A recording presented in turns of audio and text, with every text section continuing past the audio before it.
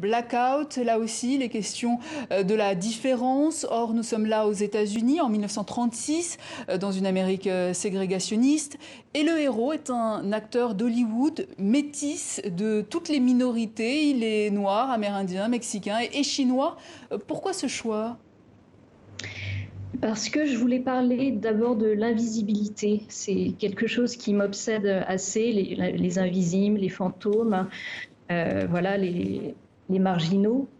Et je voulais parler du cinéma aussi. Et en me demandant qui était invisible au cinéma, je suis arrivée assez vite à la conclusion que c'était toutes ces minorités ethniques et tous ces comédiens de couleur, voilà, qui ont été très négligés dans l'histoire de cinéma et très sous-employés à Hollywood. Le héros Maximus Wilde, dont le nom n'est pas du tout mentionné au générique, et ça c'était une réalité à cette époque-là. Le héros qui a d'ailleurs les traits physiques de votre grand-père, expliquez-nous.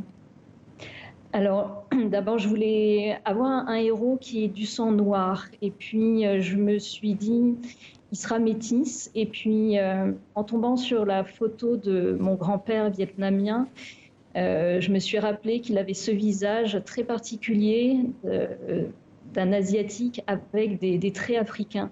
Il n'avait absolument aucune origine africaine, mais il avait voilà, des traits africains et c'était très mystérieux. C'était assez fascinant pour moi et du coup, ça a suscité toute cette histoire. Je me suis beaucoup inspirée de lui. Ah oui, une histoire qui fait écho évidemment au mouvement Black Lives Matter aux États-Unis.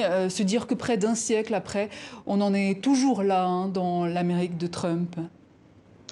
Oui, alors il y a une concordance assez troublante entre la sortie de mon livre avec Hugues Nicole, Blackout, et les événements qui se passent aux États-Unis.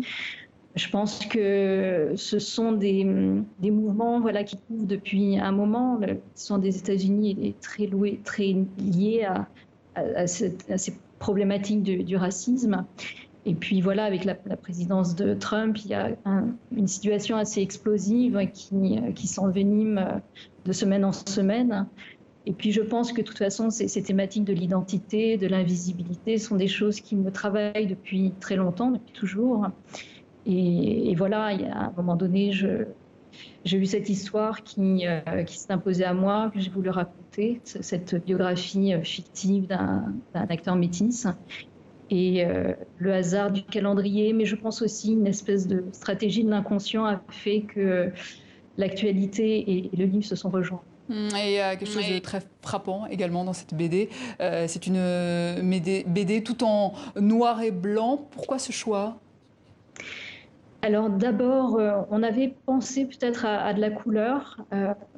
Et puis quand Hugues Nicole a commencé à faire ses planches avec ce noir et blanc très expressionniste, très radical, on a vu que ça suffisait à lui-même. Et puis le noir et blanc rappelle l'origine du cinéma.